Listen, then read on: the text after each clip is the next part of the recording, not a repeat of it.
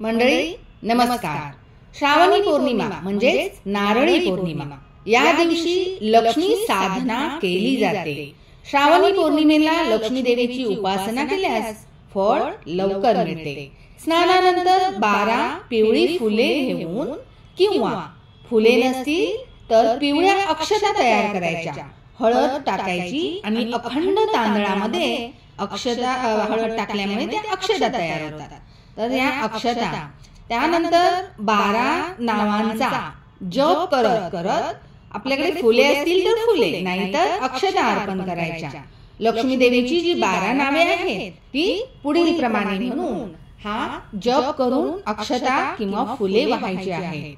ती नावे अशी आहेत: ओम ऐश्वर्ये नमः,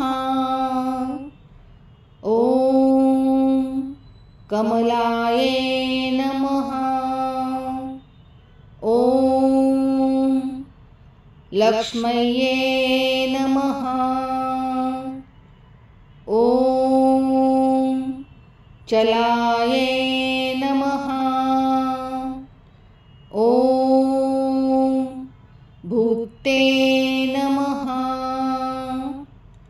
ओम हरिप्रियाये नमः, ओम पद्माये नमः, ओम पद्ममाल्याये नमः,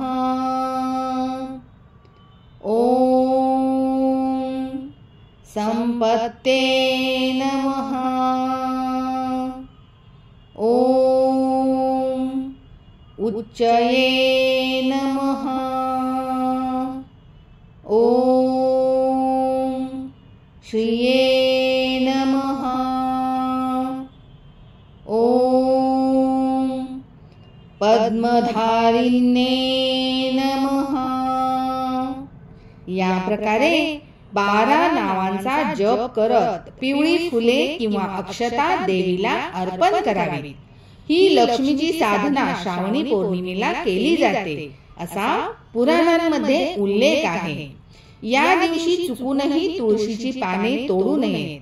जी व्यक्ती पौर्णिमे दिवशी तुळशीची पाने तोडते तिला विष्णू देवांचे मस्तक छेदन केल्याचे म्हणजे शिरच्छेद केल्याचे पाप लागते। कोणाला या दिवशी जानवे बदलायचे असेल तर या श्रावणी पौर्णिमेला जानवे बदलणे अत्यंत शुभ समजले जाते। रक्षा बंधना दिवशी वैदिक रक्षासूत्र अवश्य बांधावे। वैदिक रक्षासूत्र हे इंद्राणी देवीने इंद्रासाठी बनवले होते। हे वैदिक रक्षासूत्र पत्नी आपल्या पतीला बांधू शकते। केवळ बहीणच आपल्या भावाला हे सूत्र बांधत नाही तर पत्नी बांधू शकते। मित्र आपल्या दुसऱ्या मित्राला हे रक्षासूत्र बांधू शकतो। शिष्य गुरुला हे रक्षासूत्र बांधू शकतो। गुरु शिष्याला बांधू शकतो। या रक्षासूत्रामुळे एक दुसऱ्याचे आरोग्याचे रक्षण व्हावे आणि त्यांनी केलेल्या साधनेचे रक्षण व्हावे म्हणून हे रक्षासूत्र बांधले जाते। म्हणूनच याला वैदिक रक्षासूत्र असे म्हणले जातात। असा हा शुभ दिवस श्रावणी पौर्णिमेचा दिवस। या दिवशी आपण या उपासना नक्की कराव्यात आणि अनुभव घ्यावा। धन्यवाद।